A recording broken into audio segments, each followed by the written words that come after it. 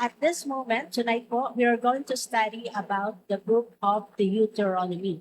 So the book of the Deuteronomy, magtataka kayo, bakit the Deuteronomy? And last week, it was the book of Joshua.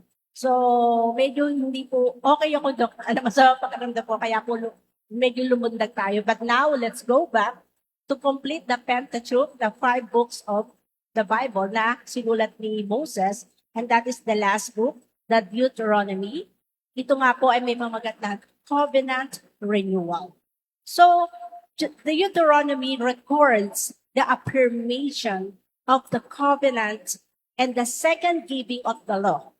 The fact that the law was being given again insignificant.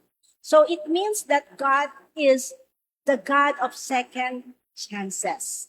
So, naulit po uli, baga sabi nga, is a covenant renewal. When you say renewal, it's just like a marriage ceremony wherein na kapag matagal na kayo mag-asawa at gusto nyo uling mapatunayan na talaga nagmamahala kayo, there is a renewal of vows. The same with the Deuteronomy, it is the second law. Baga, pangalawang pagkakataong pinababa ng Panginoon through Joseph ang kanyang mga tuntunin or tinatawag po na law or laws. Okay, the title of this book in the Hebrew was its first 2 words na sa Ele Hadebarim means these words. That's the original pangalan po ng librong ito. Ele Hadebarim means these words, mga salita. So, the Torah, ito yung the first 5 books of the Bible, that is the Genesis, the Exodus, the Leviticus, the Numbers, and the Deuteronomy, ay tinatawag po ng mga Hudyo na Book of Instructions. So, when the Hebrew or the Old Testament, ang original po na lengguwahe na ginamit po sa Old Testament ay Hebrew language. Na ito po ay tinranslate into Greek. So, nung ilipat na nila ito sa Greek, they have to think of a new name for this book.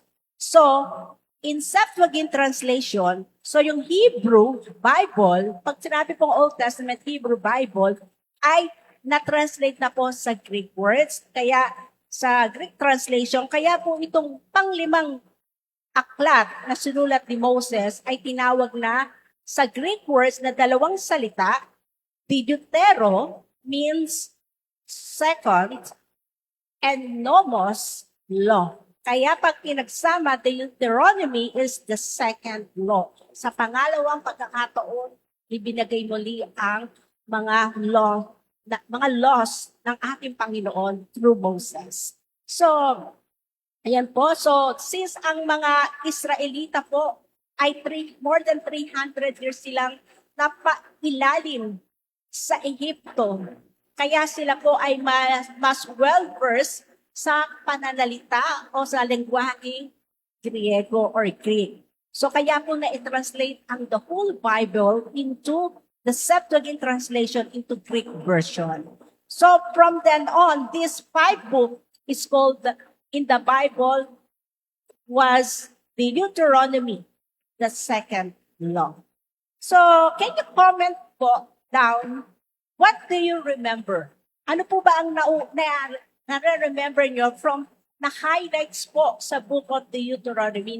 Kung ito po yung nabasa nyo, pwede nyo pong i-comment kung may naalaala kayong, ito yung nabasa ko sa book of the Deuteronomy. Okay. So alam ko marami po kayong maalaala. So, maaari ito yung the 10 Commandments. Highlights ko yan, no? The parting of the Jordan River, the 12 spies, and the death of Moses. At kung ano pa po yung naalaala nyo. But the first striking thing when you read this book is the 10 Commandments. These 10 Commandments applies in this book, in the Deuteronomy, as well as the book of Exodus. So, kaya nga second law, 2 beses po siyang ibinaba. The law comes twice in Exodus 20, and the Deuteronomy chapter 5. Yan po natin mababasa yan. Okay. Praise God. That is why it's called the second law. Now, bakit ang 10 Commandments ay kailangang ulitin for the second time. And not just the 10 commandments. There is altogether 613 laws of Moses. Ano yun po bang meron 613 laws of Moses? Now, which he gave to the people of Israel, and they repeated in Exodus and Deuteronomy. So, these 613 laws of Moses ay divided into two. So, wala po sa PowerPoint, no?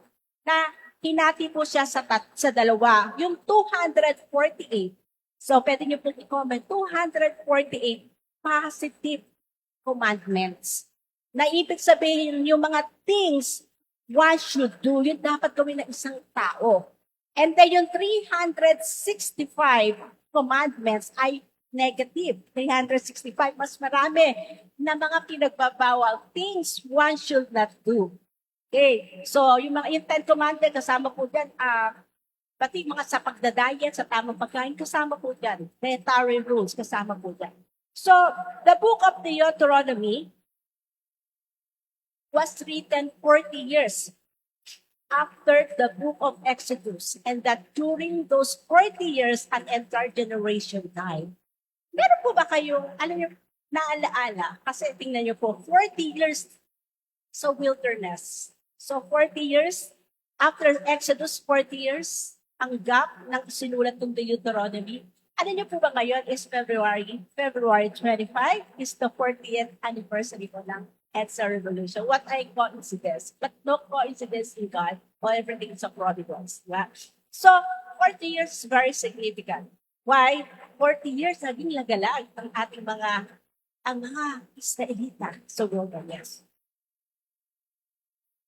And all the adults who came out from Egypt and crossed the Red Sea and camped in Sinai and heard yung mga adults na narinig nila yung una pong talaga sila yung nag-cross sa Red Sea, narinig ang unang pagbaba ng 10 Commandments for the first time, lahat po sila'y patay na.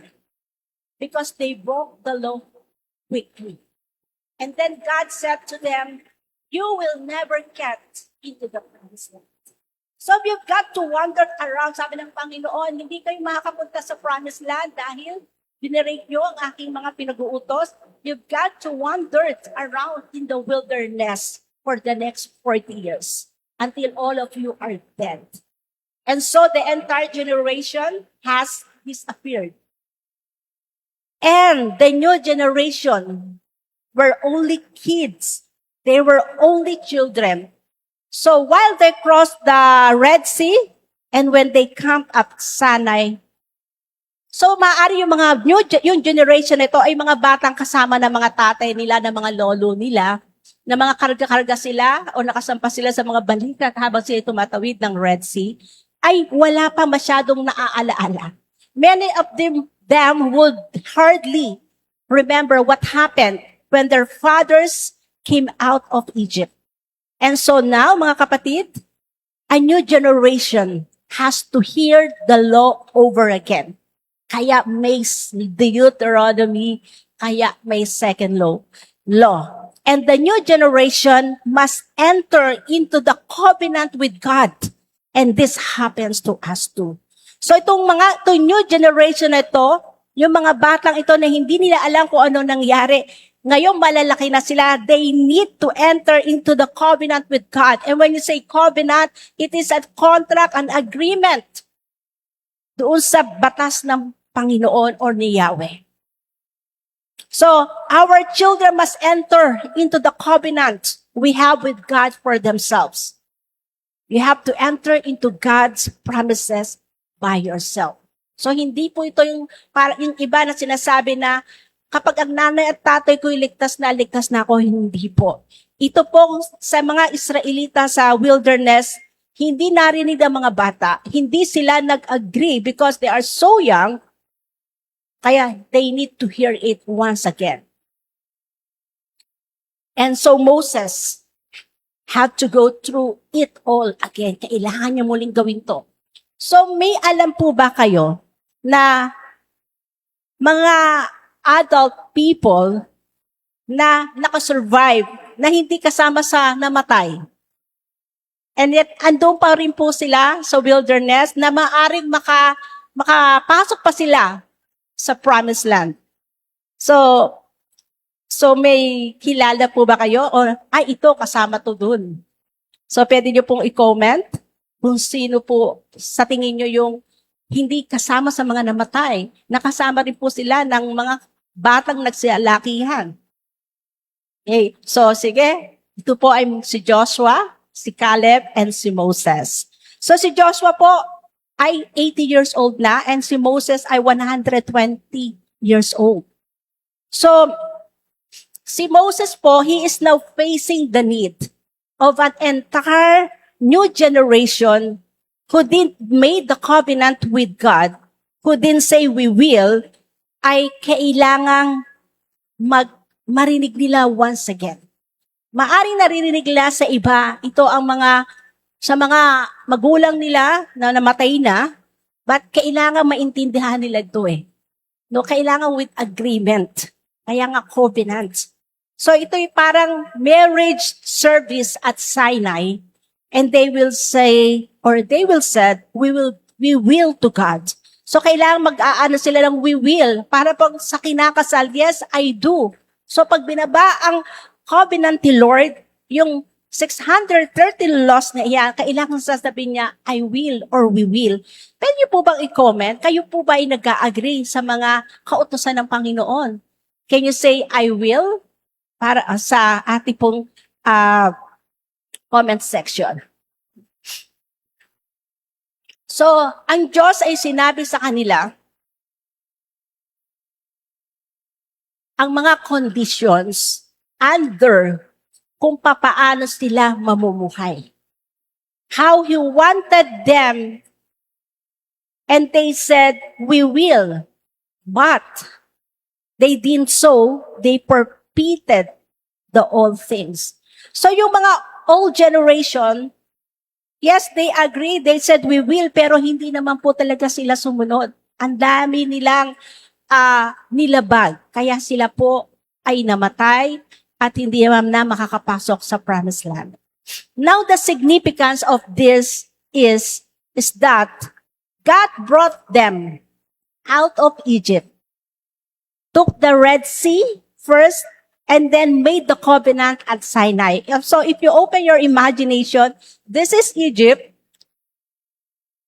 Inilalis, lumakas sa Red Sea, and then dito ang Sinai, wherein dito ibinaba ang first 10 commandments or the 613 laws of the Lord. So, nung sila po ay iniligtas ng Panginoon, God didn't tell them how to live till He saved them. So habang sila inaalis ng Panginoon sa Egypt, hindi sinabi ng Panginoon, bago kayo makarating doon, kailangan ganito kayo mamumuhay. Ito ang mga batas ko. Hindi po. Iniligtas muna sila ng ating Panginoon. So, tulad po natin sa ating kapanahunan, nung tayo po ay dinalhan ng magandang balita. When we first heard the good news, hindi naman po sinabi sa atin na nagdala ng magandang balita na, Sister Dali, kapag ikaw'y naging Christian, dapat hindi ka na naninigarilyo, hindi ka na nag-iinom, hindi ka na chismosa, ang daming hindi. Hindi ba? Wala pong sinabi niyo. Anong ginawa? Ibinigay sa iyo ang magandang balita and you receive Jesus Christ as your Lord and Savior and now you are saved.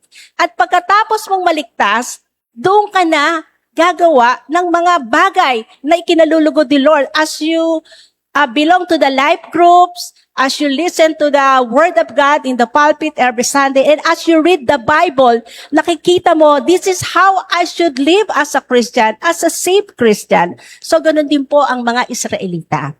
He redeemed them first. Iniligtas muna sila ng Panginoon and set them free first, pinalaya, and then He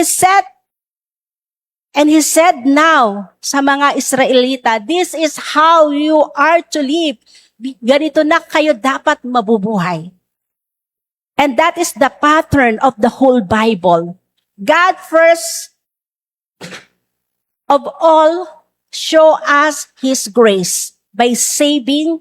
And then He says now in gratitude, this is how you should be living. Tama po? Lahat po tayo, ang Biblia po, sinasabi po ng Panginoon na tayo iniligtas niya po sa biyaya niya. At pagkatapos po yun, dapat po nating magbalik loob tayo sa Panginoon kung paano niya naligtas, kung paano tayo mabubuhay ayon sa kalooban ng Panginoon. So this generation, we are going to see God rescue them, itong new generation, iniligtas muli sila ng Panginoon and take them through the Jordan River. Yung unang generation, Red Sea ang tinawid. Ngayon naman, kailangan nilang tawirin ang Jordan River, which at that time of the year was in flood and impossible. Impossible. Hindi siya kayang makapass through ka. Dahil ito ay puno ng tubig. And this Jordan River is not just a small canal. River po siya, malaki po siya. So bakit kaya?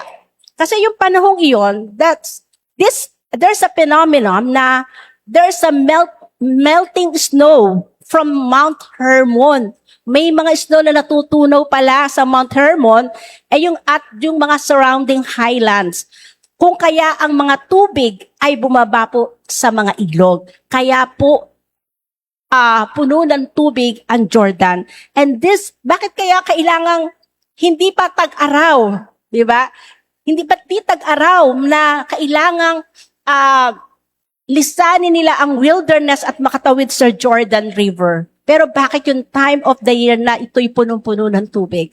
Alam niyo po ang Panginoon, He will do everything for us. He will do everything para masabi mo kung gaano makapangyarihan ang ating Diyos. At yan ang ginawa ng Panginoon sa mga Israelita. Disobedient sila, matitigas ang ulo, but still, pinaralas pa rin ng Panginoon. Patuloy ko kayong ililigtas at ipakikita ko ang aking kapangyarihan. Hallelujah, praise you, Jesus. At ang theme po ng Deuteronomy, meron pong dalawa, blessings and cursing. Yan po makikita natin mga tema. And within it is a foreshadow of what Jesus would one day fulfill. Lahat ito po ay may kaugnayan sa New Testament na ito i-fulfill ng ating Panginoong Hesus. Moses clearly set before the Israelites a choice. Meron kayong pagpipilian, sabi ni Moses, obey the Lord and be blessed, or turn to other gods and face curses. Yan po'y makikita natin sa Deuteronomy 11:26 to 28, chapter 30, 15 to 20. So, mamili kayo, obey para ma-bless, or humanap kayo ng yung mga Diyos-Diyosan at makakamit nyo ang mga curses. Okay. So, He gave them a clear command to love the Lord with all their hearts, soul, and might. Deuteronomy 6:4 and 5. So, ayan, sabi ni Moses, ano ang pipiliin nyo? Pero ito ang sasabihin ko sa inyo, mahalin nyo ang Diyos na buong puso nyo, na buong kaluluwa nyo, na buong lakas nyo. And you will receive blessing. Alam niyo po si Moses, nakita niya na ang lahat ng mangyayari. Nakita niya na ang mga Israelitang ito na ginawa ng Panginoon ng mga miracles ay mag-fail to keep the commandments. Na hindi nila ito masusunod. Kahit ang dami pang mga warning ni Moses na marami kayong consequences na haharapin kapag hindi kayo sumunod. Kapag hindi nyo minahal ang Diyos at hindi nyo sinunod ang kanyang mga utos. So nagbigay na ng mga warnings si Moses. And then yung audience po and purpose ito, sabi ko po kanina, ang audience ng Deuteronomy is the new generation. The new generation of Israelites that about to enter the Canaan, or the Canaan, okay, sa English, or reminding them that of God's law and covenant. Ano ang purpose ng Deuteronomy? Again, to reaffirm the covenant, reiterate the law, muling basahin ang mga batas, and prepare them for life in the promised land. So, ang gusto ng ating Panginoon, bago sila tumuntong sa promised land, ito na ang kanilang ipamumuhay. This is how you will live. This is how you will behave because you are a chosen people. So, ang genre and style ng Deuteronomy, yung style niya na pagkakasulat, is a blend of law, history, and sermon. So, ang style niya ay didactic. When you say didactic, it is about teaching, puro pagtuturo ni Moses. Okay, meron po structural content. So, alam na po natin yan, i-skip na natin yan. So, ang Deuteronomy is essentially a series of speeches delivered by Moses to the Israelites on the plains of Moab just before they entered the Promised Land. So, puro to mga paalaala, speeches ni Moses sa mga Israelita. So, una pong ating pag-aaralan is the historical recount, the legal code, the covenant renewal, and the prophetic vision. Bawat aspeto po ng mga speeches ni Moses ay nagko-contribute po, okay, to the rich tapestry of meaning that makes Deuteronomy a cornerstone of biblical theology. So lahat po yan may kaugnayan kung bakit ang librong Deuteronomy ay isang foundation sa ating paniniwala o ating sinasampalatayanan o mga doktrinang ating sinusunod. Number 1 po, historical recount. One of the primary functions of Moses' speeches is to recount the history of Israel's journey from Egypt to the Promised Land. So this historical recount is not merely a retelling of past events, but serve as a reminder of God's faithfulness and the people's frequent disobedience. So sabi ni Moses, eto sa new generation, alalahanin natin ang mga ginawa ng Panginoon sa inyong mga ninuno. Hindi lang ito basta sasabihin ang nangyari, kundi ito'y isang palaala sa new generation na ang Diyos na ito ay tapat sa kanila kahit nag-disobey pa ang kanilang mga ancestors. So, sinimulan nito ni Moses by summarizing the journey from Horeb. Nagsimula sila sa Horeb, doon sa Sinai, through the wilderness, nagpaikot-ikot sila. Ang highlighting ng mga key events such as the rebellion ng mga Israelitang ito at Kadesh Barnea at yung victories nila over Sihon and Og. Kung itong mga haring ito ay natalo nila. Sa Deuteronomy chapter 1 to 3.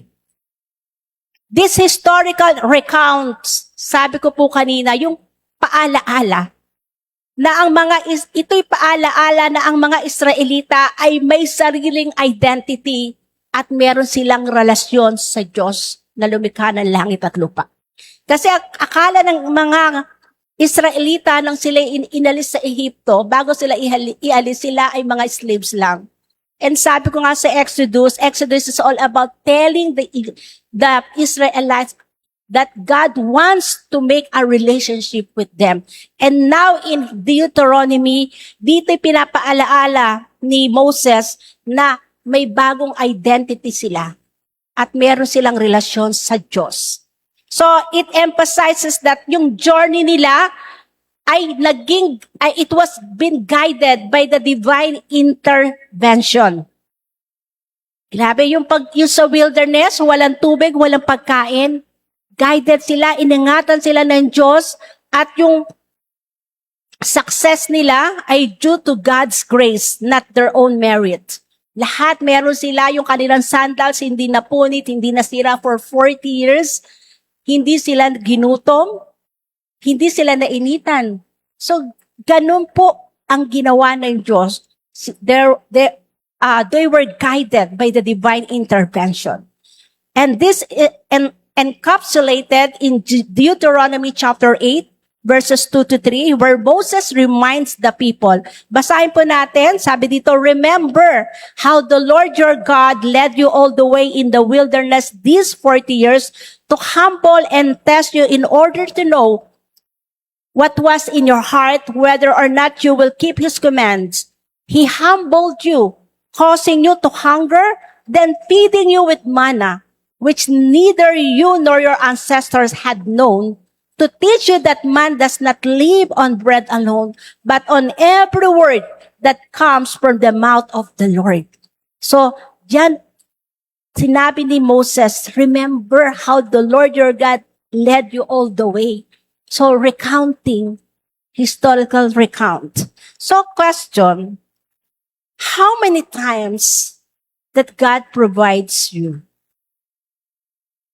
God has been faithful, but you remain faithless.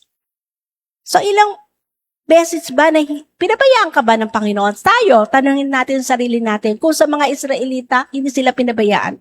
Ikaw kapatid, naalaala mo ba pinabayaan ka ng Panginoon? Nakita mong taging tapat si Lord. Sabi niya, but you remain faithless.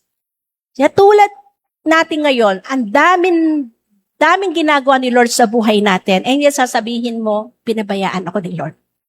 Mahilig tayo magreklamo, not counting the blessing, kasi laging tayo nakatingin sa big things. Big things. Pwede mong i-comment, lagi tayo naghahanap ng big things. Kaya tonight, I would like to remind you, God is faithful, even we are faithless. Hindi kanya pinabayaan na natiling tapat ng Diyos. Can I say amen po dyan sa ating mga comment section? And number 2 is the legal code.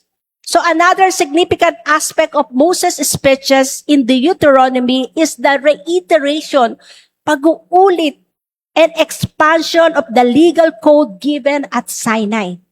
So this legal code covers a wide range of topics, including civil, criminal, ceremonial laws, and many more. While many of these laws are repetitions of those found in Exodus, Leviticus, and Numbers. So, repetition lang to sa mga una nating nabasa. The Deuteronomy often provides additional context and explanation. So, pagdating sa book of Deuteronomy, may idinagdag pa po at mas in-expand and in-explain ito ni Moses. So, the legal code in the Deuteronomy is presented as part of the covenant between God and Israel. So, when you say legal code, so ito ay mahalagang mga batas. Sabi, is part of the covenant. When say covenant, is an agreement between two parties. So, it is framed within the context of a suzerain vassal treaty, a common form of covenant in the Asian Near East. So, in this context, God is the suzerain and Israel is the vassal. The laws are the stipulation of the covenant outlining the responsibilities of the Israelite as God's chosen people. So, mamaya explain ko po yan kung ano yan. So, one of the most famous passages in the Deuteronomy is the Shema. Can you please comment Shema? Ang Shema po ay matatagpuan sa Deuteronomy 6:4-5. Basahin po natin, sabi po, Hear, O Israel, the Lord our God, the Lord is one. Love the Lord your God with all your heart and with all your soul and with all your strength. So itong utos na ito is to love God with one's being. Okay? Mahalin mo ang Diyos ng buong pagkatao mo. And this is the central to the legal code in the Deuteronomy. Ito po yung pinaka-central. Mahalin mo ang Diyos ng buong puso mo. So it underscores that the laws are not merely external regulations but are meant to cultivate a deep personal relationship with God. So yung mga batas na ito, yung laws na ito ay hindi lang to listahan ng mga regulation na nababasa mo para sundin, kundi ito ay itanim mo sa puso mo, sa kaimbuturan ng puso mo, because you have a personal relationship with God. Kapag ito nakatanim sa puso, hindi mo na kailangan ng kodigo para malaman ito, kundi natural na gagawin mo yung mabuting bagay na pinagagawa sa iyo ng Panginoon. So, what is suzerain vassal treaty? Kasi nabanggit ko, ano ba ang kaugnayan nito? So, itong suzerain vassal treaty, ito po ay in the ancient Near East. Treaties between kings was common. So, ang mga Israelita, nasaan doon sila sa Sinai, so meron silang mga karatig na bayan na Asian Near East na meron na po silang, ang mga tao doon ay meron na silang mga tinatawag na mga treaty o batas na sinusunod. So ito po ay ang suzerain vassal. Pag sinabing suzerain is the king, the lord, or the father, vassal is the servant or the son. Depende po yan. Parang in a simple explanation po, halimbawa ako po ay isang hari, sa akin territory, I am the suzerain. And then may batas po kung dapat sundin ng bawat mamamayan ko. At kung merong gustong foreigner na gustong manirahan sa akin, kailangan po siyang pumunta sa akin at bibigyan ko po siya ng lupain at kailangan siyang sumunod dito. So sa lahat ng, kapag hindi maganda ang aming relasyon, pwede niya akong ituring na Lord at ituturing ko siyang servant. At kung okay ang relationship namin, pwede niya akong tawagin Father at ituturing ko siyang Son. So, in this treaty, there is a commandments to follow. Like you should not kill, steal, and marami pang mga pinagbabawal. And there's also a certain punishment of death. So, ganun po. Even sa ating batas, meron pong kaparusahan. Okay? So, ayan pong format ng suzerain vassal na kahalintulad po ng ibinaba ng Panginoon ang 10 Commandments or ang kanyang mga batas. Okay, ayan po. Makikita natin po dyan yung sa suzerain vassal format, may element, may explanation, and may parallel. So, nag-i-start siya. Pareho po hanggang sa Law of Moses, may preamble. Okay? Medyo mahirap i-grasp ng isipan. May historical prologue, may general stipulation, at may specific stipulation because it is a covenant. So, may mga ganyan po. But, okay? Let's go naman po. By the way po, I just like to add po na, do you hear about the Code of Hammurabi? Kasi nabanggit yung suzerain treaty. 300 years or 430 years, depende po sa the search ko, ganun pong nauna ang Code of Hammurabi bago ibaba po ng Panginoon yung kanyang batas o yung 10 Commandments. So, mas nauna to. Itong Code of Hammurabi ay it was named after the 6th king of Amorites. Yung pang-anim, si King Hammurabi ng Amorites. So naglagay siya ng Code of Hammurabi na mas matanda pa po sa batas ni Moses. Na ito rin po ay katulad din po na meron po siyang mga bagay na like criminal law, property law, family law, okay?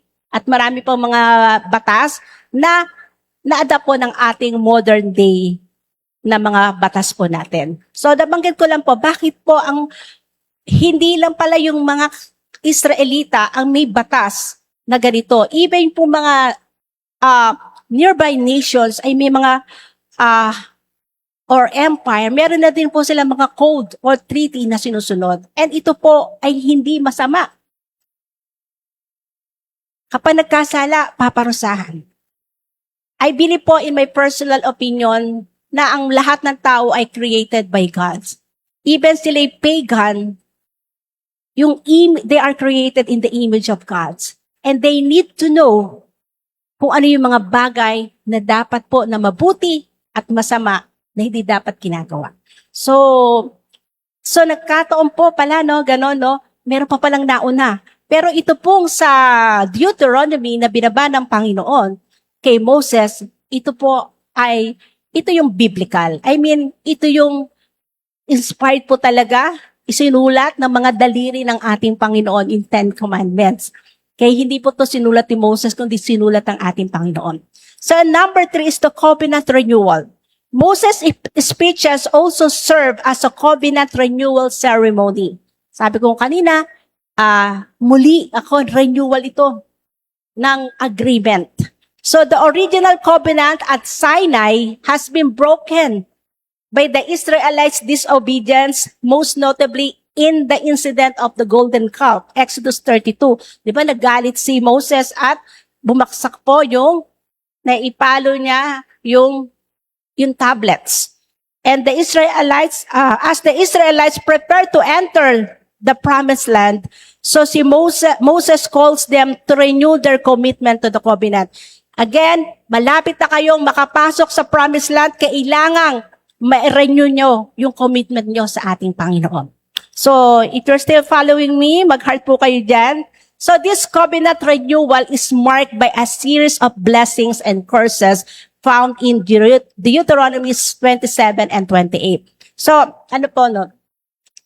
The blessings, sabi po, promise, prosperity, and success. Kasama po yan sa sinabi ni Moses. If the Israelites obey God's commands, they will receive success and blessing, while the curses warns of disaster and exile if they disobey. Kapag nag-disobey sila, may consequences. Aalisin ko kayo, magiging foreigner kayo sa ibang lugar.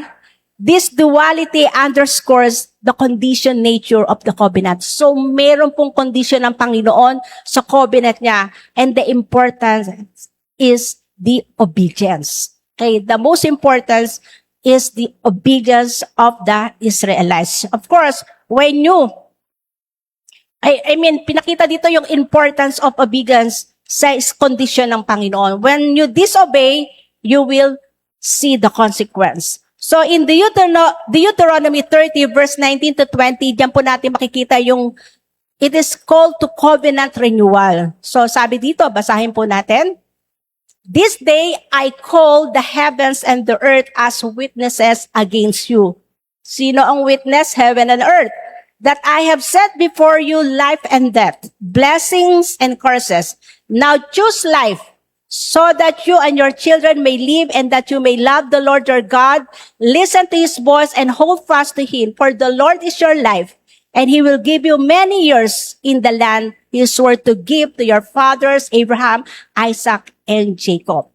And in Deuteronomy chapter 27, if you have your Bible with you, records Moses' instruction, the Israelite to set up a stone with the law. Build an altar on Mount Ebal and pronounce blessings and curses as they enter the promised land. So yung Deuteronomy 27, ito po ay part ng pamamaalam ni Moses sa mga Israelita in the plains of Moab. Na in-emphasize niya dito ang obedience sa Panginoon, sa mga utos ng Panginoon as they prepare to enter into the promised land. At yung promised land na ito ay napakayaman, flowing with milk and honey.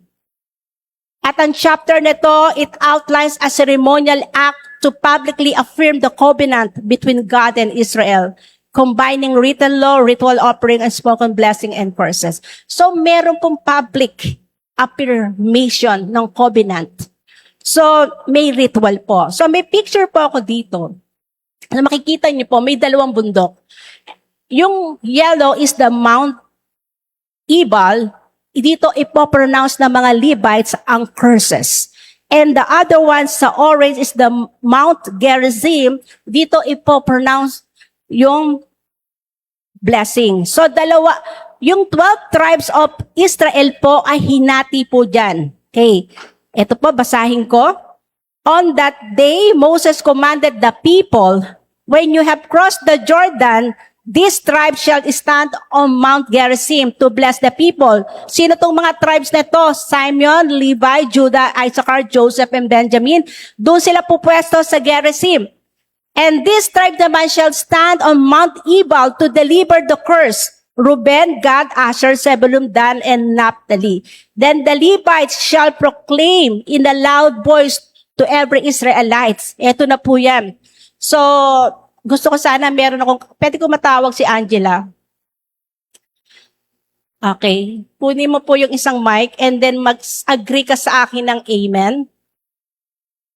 Ito po yung ritual na gagawin po natin. Okay.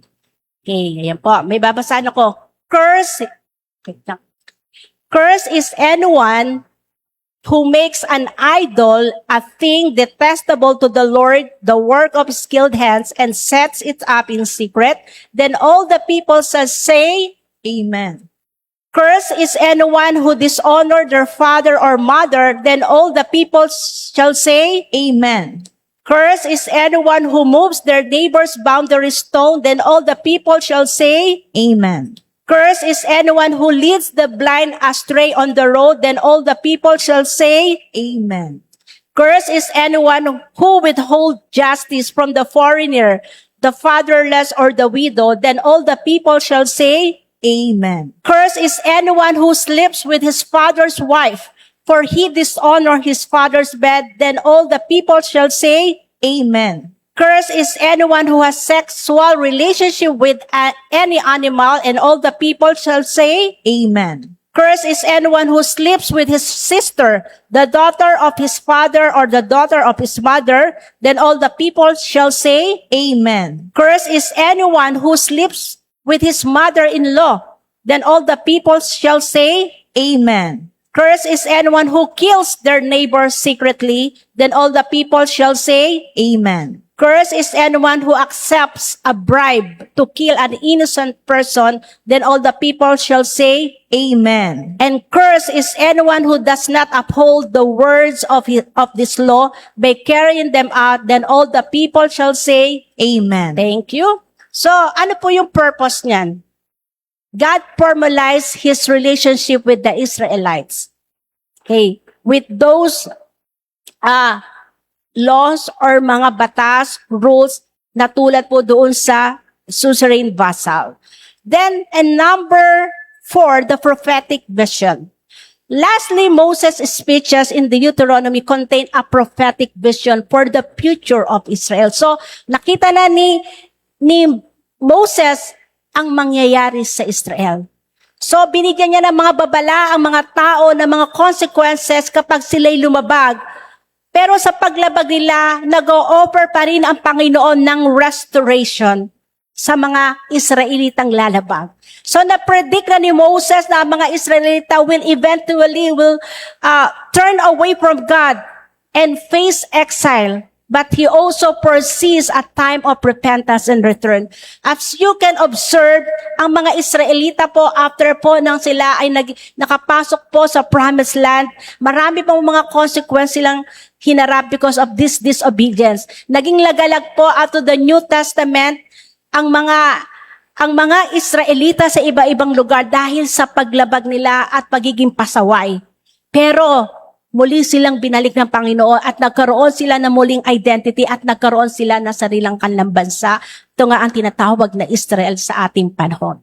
Deuteronomy chapter 30 verse 1 to 3 speaks of this future restoration. Sabi dito, when all these blessings and curses I have said before you come on you, and you take them to heart, whatever the Lord your God disperses you among the nations, and when you and your children return to the Lord your God and obey Him with all your heart and with all your soul, according to everything I command you today, then the Lord your God will restore your fortunes and have compassion on you and gather you again from all the nation where He scattered you. And that is so amazing. Lahat ng nakita ni Moses nangyari po. Lahat ng mga Israelita naging lagalag naging alipin uli ng mga iba-ibang empire, pero muling ibinalik ng Panginoon. God restored them. At ngayon, isa sila sa kinikilalang pinakamayamang mga tao sa buong mundo, ang mga Hudyo. Because nakita na ni Moses yan, na mangyayari po yan. This prophetic vision is significant because it sets the stage for the rest of the Old Testament narrative. So lahat na narinig natin, na kwento, history, and story sa Old Testament, ito po ay may kaugnayan po sa New Testament sa pagdating ng ating Panginoong Jesus. Ito po, theological significance. Moses is the only person in the Bible whom God personally buried. Did you know that? And then the Lord hid the tomb. So si Moses po, ang Diyos po naglibing sa kanya nung namatay siya. Hindi siya nakarating. At namatay siya at inilibing siya ng Panginoon. Bakit kaya ginawa ng Panginoon na siya ang naglibing at hindi nakita ang kanyang bangkay o ang kanyang pinaglibigan? Meron po tayong mga explanation dito. Una po, another explanation for Moses' unusual burial is simply that God chosen to bury His servant rather than allowing the Israelites to do so. Such a burial is is a testimony to the greatness of Moses. Kaya daw ang Diyos ang naglibing para ipakita na napakadakila ni Moses sa paningin ng Panginoon. Number 2, ang isa pang mga speculation is sabi po ni Josephus na isang writer na si Moses daw ay kinuha ng isang cloud at biglang nawala po. Pero ito po ay sinasabi nila parang isa lang tong Jewish legend. At number 3, na yung remained or tomb ni Moses ay nananatiling hidden, nakatago, para ma-prevent ang mga Israelita from taking Moses' body with them to Canaan and thus violating the divine command of God.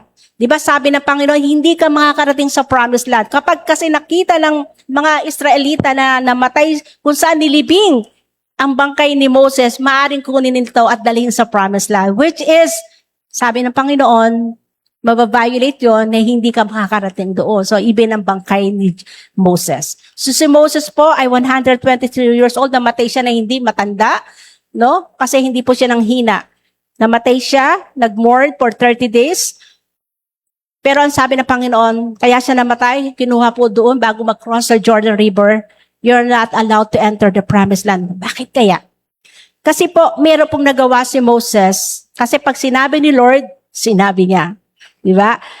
Ito ang may nagawa si Moses na hindi kinalugdan ng Panginoon. Una-una, Moses disobeyed a direct command from God. Imagine may direct command si Moses from the Lord. Very close sila, nakakausap niya ang Panginoon, and yet, hindi niya sinunod ang Panginoon. Nag-disobey siya. Another thing is, Moses took the credit for bringing forth the water. So yung unang nagawang pagkakamali ni Moses is, sabi ng Panginoon, He just command Moses to speak on the rock. Hindi niya siya nag-antay, kundi pinalo niya ng staff niya ang bato. Alam niyo po kung ano po ang lesson doon? God wanted Moses to trust Him. Pero hindi po siya nakapag-intay. At dahil dyan, nagalit ang Diyos.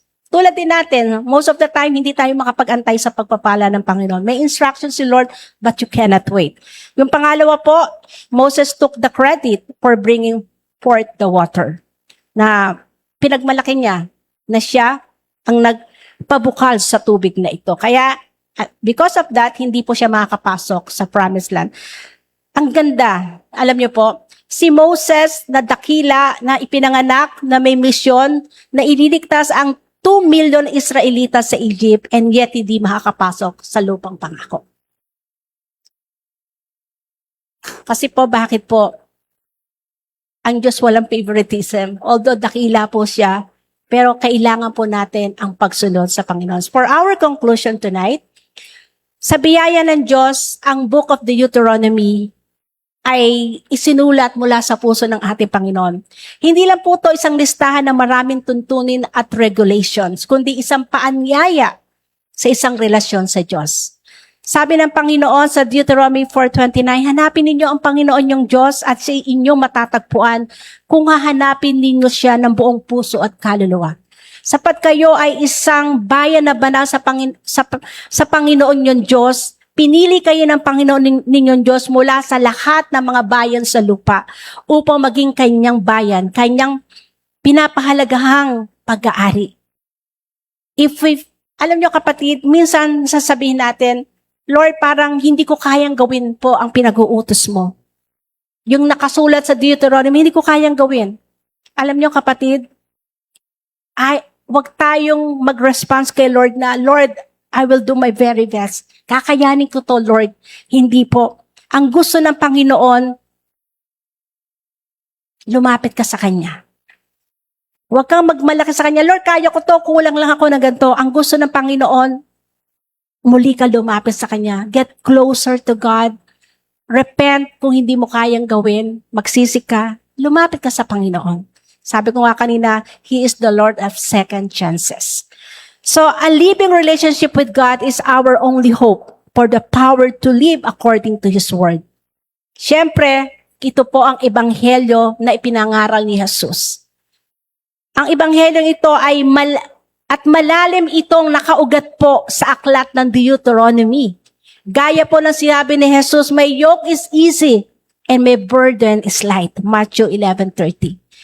Hindi po ito isang imposibleng listahan ng mga alituntunin o kahilingan, kundi isang paanyaya sa atin mga kapatid na lumapit tayo sa Diyos. Dito niya inuulit ang sinabi ni Moises that this book is based on God's love. Deuteronomy is based on God's love toward people, Israelita, and sa atin, tayong mga tinawag niya. Gusto niya na mabuhay tayo ng malinis, masaya't malusog.